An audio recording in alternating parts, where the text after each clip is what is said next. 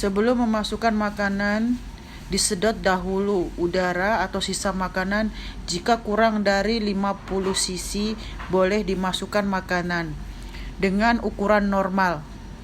Apabila lebih dari 60 cc, boleh dimundurkan 1 jam kemudian, lalu sedot kembali untuk diperiksa.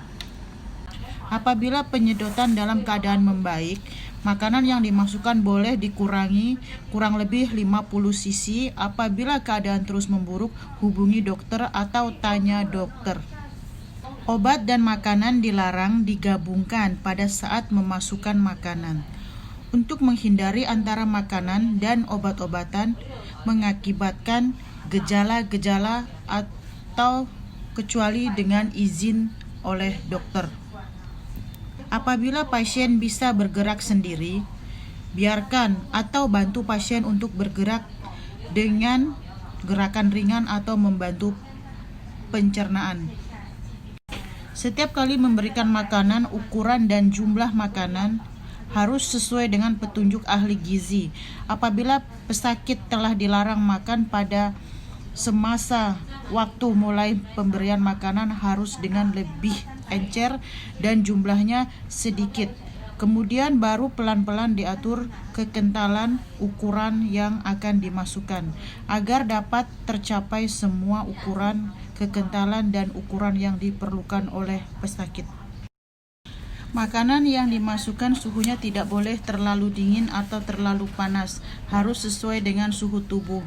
Waktu memasukkan makanan dan sesudah memasukkan makanan dalam 1 jam. Kepala atau leher pasien ditinggikan 30-45 derajat supaya makanan tidak masuk ke dalam saluran pernafasan. Pasien yang masih sadar lebih baik dalam keadaan duduk waktu memasukkan makanan. Setiap kali sesudah memasukkan makanan, kira-kira perlu 30-50 cc air hangat untuk membersihkan pipa saluran makanan, supaya pipa saluran tidak mampet dan bekas sisa makanan tidak membekas di dalam. Makanan tidak boleh dipakai atau dimakan kalau sudah melewati waktunya. Kalau kalengnya yang belum dibuka harus ditaruh di tempat yang adem. Makanan kaleng yang sudah dibuka tetapi belum habis dimakan harus ditaruh di kulkas dan di dalam 24 jam harus dihabiskan. Kalau tidak dihabiskan harus dibuang. Makanan yang dibuat sendiri seharusnya semua dimasak sampai matang. Makanan yang sudah jadi didinginkan kemudian ditaruh di dalam kulkas. Di dalam kulkas tidak boleh melewati dari 24 jam. Setiap kali sebelum memasukkan makanan ke dalam pasien, makanan diambil keluar dulu sesuai dengan yang diperlukan. Kemudian dihangatkan dengan microwave atau oven atau ditim. Sesudah dihangatin, makanan ditaruh di tempat adem. Tidak boleh melewati dari 30 menit. Kalau sudah lewat harus dibuang. Harus diperhatikan makanan yang sudah dimasukkan.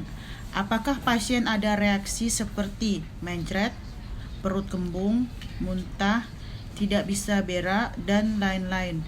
Harus lapor ke dokter atau ahli gizi, spesialis makanan.